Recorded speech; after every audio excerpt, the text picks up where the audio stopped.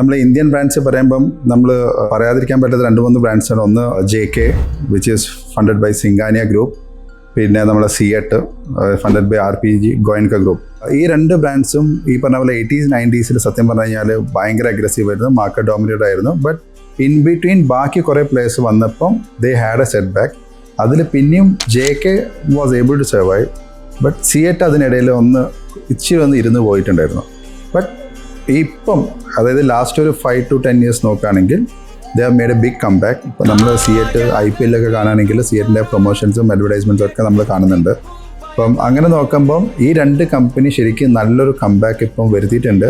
And now their market penetration is too much. അവർ അഗ്രസീവായിട്ട് മാർക്കറ്റിൽ ഇപ്പം നല്ലോണം കളിക്കുന്നത്. ആൻഡ് ഇപ്പോൾ ഹൈ റേഞ്ചസിലും they come into the pictures. മറ്റേത് ലക്ഷറിയിലൊന്നും ഇവർക്കൊന്നും സ്പേസ് ഉണ്ടായിരുന്നില്ല. ബട്ട് ഇപ്പം 16, 17, 18 they have made their presence. ഇപ്പം നമ്മളൊരു താർ എടുക്കുകയാണെങ്കിൽ OEM either it is a CA tire or an MRF, അല്ലെങ്കിൽ ഇടയ്ക്ക് ഇപ്പോൾ JK വന്നു തുടങ്ങിയിട്ടുണ്ട്. സോ ആ ടേൺ അറൗണ്ടും ഇറ്റ്സ് ഹൈലി അപ്രീഷ്യബിൾ.